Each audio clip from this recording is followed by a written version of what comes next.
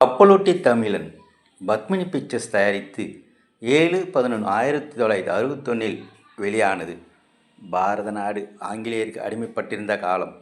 திருநெல்வேலி சீமையிலே பாஞ்சாலங்குறிச்சி அருகே ஒட்டப்பிடாரத்தில் வ.உ.சி.யின் தகப்பனார் வக்கீல் உலகநாதம் பிள்ளையிடம் மாடசாமி தன் வழக்கை பற்றி கூறுகிறார்.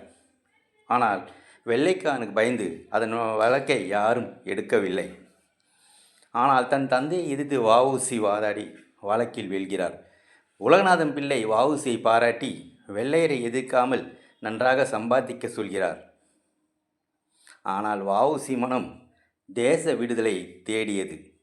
தேசபக்தர் சுப்பிரமணிய சிவாவுடன் சேர்ந்து தேச நலனுக்காக விடுதலைக்காக போராடுகிறார். அந்நிய துணி எரிப்பு போராட்டம் பலர் கைதாகி வ.உ.சி. அவர்களை விடுவிக்கிறார்.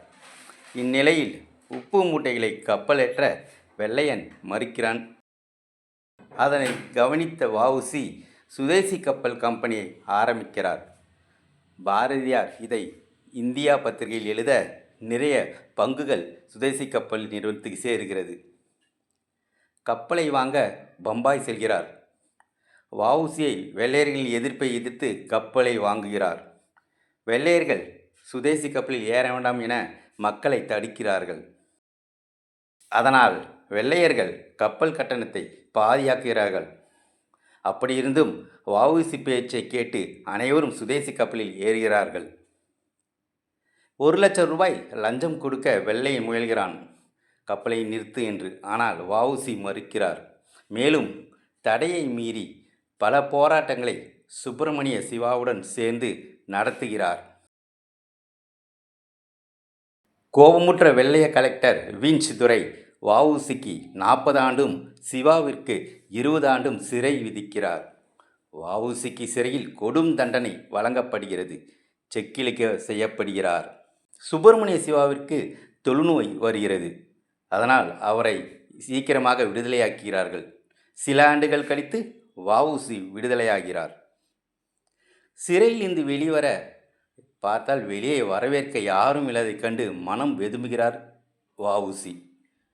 அந்த நேரத்திலும் சுப்பிரமணிய சிவா தொழுநோயோடு வரும் நிலையைக் கண்டு மனம் வெம்பி அழுகிறார், கதறுகிறார். பாரதியார் இறப்பை கேட்டும் வ.உ.சி. கதறுகிறார். இந்த வேதனையில் படுத்த படுக்கையாய் விடுகிறார். நான் எதற்கும் கவலைப்படவில்லை. ஆனால் சுதந்திர இந்தியாவை பார்க்காமல் போவதுதான் பெரிய கவலை என வ.உ.சி. சொல்லிக்கொண்டே இறக்கிறார். இந்த படத்தில் வ.உ.சி. என்றால் சிவாஜி என்று நம்பும் அளவுக்கு நடிகர் திலகம் செம்மையாக நடித்திருந்தார். இந்திய அரசின் வரி விலக்கு பெற்ற முதல் தமிழ் படம் இதுதான். இந்த படம் முழுவதும் பாரதியாரின் பாடல்கள் நிறைந்த படம். 1961 இந்திய அரசின் வெள்ளிப்பதக்கம் வென்ற படம். முதல் வெளியீட்டில் 7 லட்சம் நஷ்டமாகி மறு வெளியீட்டில் 50 லட்சம் வசூலித்த படம் கப்பலோட்டி தமிழன். சிவாஜியின் நடிப்பு அற்புதமாக இருக்கும். இந்த வீடியோ பிடிச்சிருந்தா சப்ஸ்கிரைப் பண்ணுங்கள், லைக் பண்ணுங்கள், கமெண்ட் பண்ணுங்கள். உங்களுக்கு நன்றி.